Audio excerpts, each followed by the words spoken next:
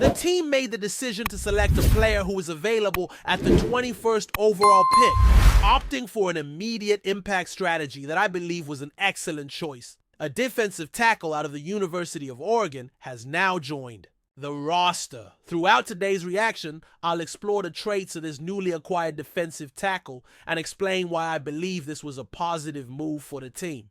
Make sure to subscribe so you can follow our analysis throughout the entire NFL draft. This athlete is someone I've been closely monitoring during the pre-draft process. He represents a long-term solution at a position currently occupied by a player with just 2 years left on his contract. That gives him time to learn alongside a veteran and adjust to the defensive line rotation.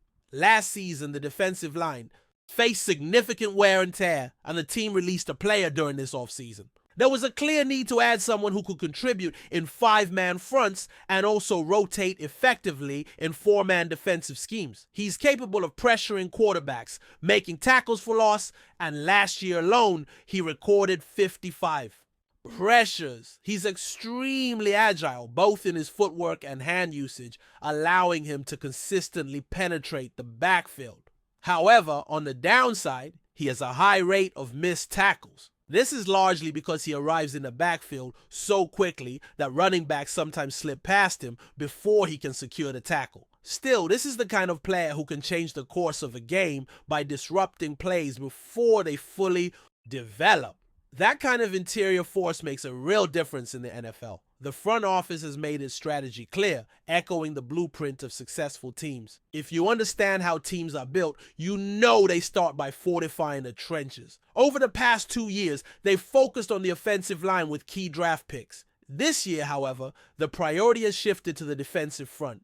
With the addition of this defensive tackle, a move I find genuinely exciting. I'd love to hear your thoughts on this pick, so feel free to drop a grade in the comments section. A, B, C, D, or even F. Let me know what you think of today's selection, who is now officially part of the team. This will be the pinned comment for today's discussion. We'll take a short commercial break, and during that time, I invite you to answer the question of the day.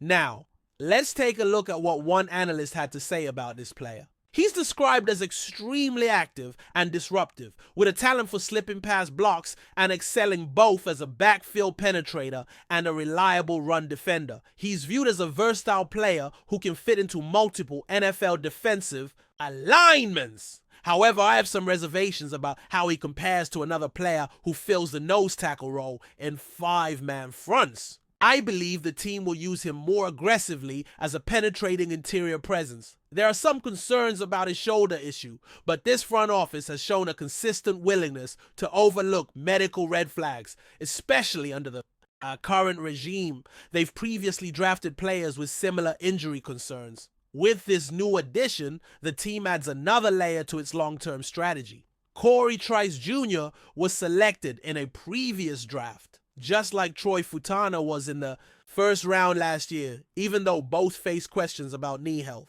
Both players were injured early in their NFL careers, and Trice Jr. suffered another injury last season. Now, the team invests in Derek Harmon, a player who drew attention from multiple franchises despite his shoulder issue.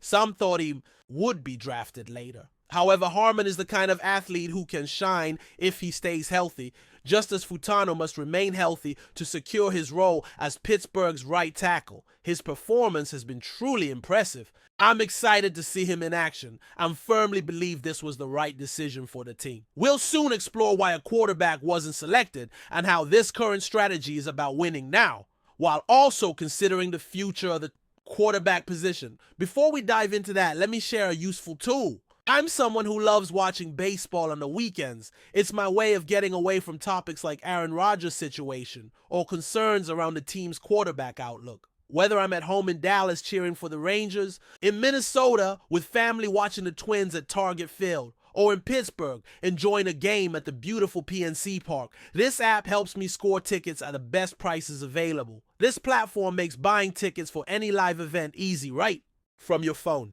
Prices often drop as the game approaches with last-minute deals, full price transparency, seat previews, and a best price guarantee. It takes the guesswork out of getting tickets to MLB games. You can trust the app's promise of the lowest price and enjoy its user-friendly features, including recommendations that do all the searching for you. Now, let's go back to Harmon. His numbers back up my earlier point. He had more pressures, more tackles for loss, and more sacks last season than a player drafted 5th overall. That alone shows the kind of impact Harmon can make. Although that other player doesn't carry the same injury concerns, if Harmon stays healthy, which is admittedly a big if, he could become a truly special player and a suitable successor to the veteran's weekly contributions on this defense once he retires. I remain convinced this was the right call instead of drafting another quarterback. I've always believed the team's reported interest in a quarterback was a smokescreen to bait other teams into trading up. That seems to have worked, as they had a chance to pick a quarterback but passed, signaling they didn't view him as a viable starter. And I agree, his potential didn't seem high enough to justify developing him as a franchise quarterback, nor did he appear ready to be a day. It's starter. With this pick, the team appears optimistic about acquiring a high-profile quarterback.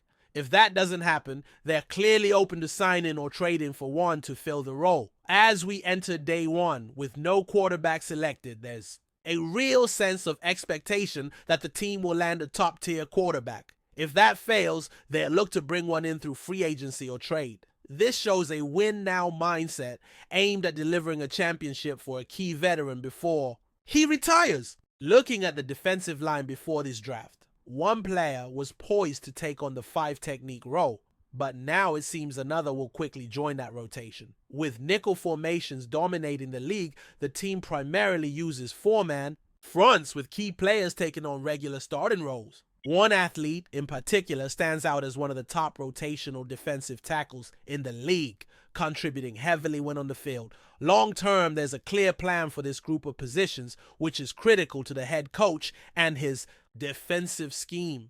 Last season, this unit looked worn down as the playoffs approached. With impressive depth now in place, this could become a major strength for the defense. There's notable depth at outside linebacker and along the defensive line, which is incredibly valuable. And a few weeks ago, there were reports about the team's interest in a particular player. Credit to that source for the insight. So now the question is, who will the team select next? Do you think certain quarterbacks might fall to pick 83? Do you believe the team will trade up to secure the quarterback they want? Share your thoughts in the comments about who you think they'll take when they're on the clock tomorrow night. Your support means a lot. A video breakdown of a specific player is coming soon, highlighting why there's so much excitement about his potential. But before we dive in, don't forget to subscribe to Steelers Nation Central and hit the like button on this video. Your support helps us keep bringing you the latest updates on the Pittsburgh Steelers. And don't forget to share your thoughts on the news in the comments below. Tyreek Hill's blockbuster move to the Pittsburgh Steelers has sent shockwaves through the NFL, cementing itself as the biggest free agent signing in franchise history. In a league where splashy acquisitions often define championship aspirations, the Steelers' decision to invest heavily in one of the game's most electrifying playmakers signals their intent to return to the summit of football excellence. Hill, renowned for his jaw-dropping speed and game-breaking playmaking ability, arrives in Pittsburgh fresh off yet another Pro Bowl season with the Miami Dolphins. His 2024 campaign featured over 1,600 receiving yards and 12 touchdowns, accomplishments that only reinforced his reputation as one of the league's most feared wide receivers. Now donning the black and gold, Hill is poised to rewrite the Steelers' offensive playbook. Under the guidance of head coach Mike Tomlin, Pittsburgh's offense has long relied on disciplined execution and a power-running identity. Hill's presence will demand a more dynamic vertical passing game, forcing opponents to account for his deep threat prowess on every snap. Quarterback Kenny Pickett, entering his 3rd season, suddenly finds himself with a weapon capable of transforming promising drives into explosive scoring opportunities. The magnitude of Hill's contract, reportedly a 5-year deal worth $140 million, including $80 million guaranteed, eclipses all previous Steelers agreements, dwarfing the club's past investments even in the glory days of the franchise.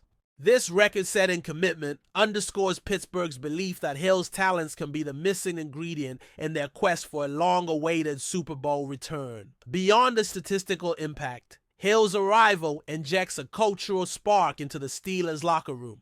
Known for his infectious enthusiasm and competitive fire, he brings leadership qualities that extend beyond the field. His work ethic and relentless pursuit of excellence resonate with a franchise built on tradition and toughness. Analysts quickly note that Hill's skill set complements Pittsburgh's existing weapons, including running back Najee Harris and tight end Pat Fryermuth. With defenses forced to respect Hill's speed, seams will open for Harris's ground game, while Pickett can exploit mismatches against scrambling coverages. The Steelers' offense could evolve into one of the league's most multifaceted attacks. Critics argue that such a large investment carries considerable risk. Age, potential injuries, and salary cap ramifications loom large. Yet, history shows that transformative talents often demand bold financial commitments. For Pittsburgh, the gamble reflects a willingness to disrupt the status quo and chase championship dreams with urgency. As training camp approaches,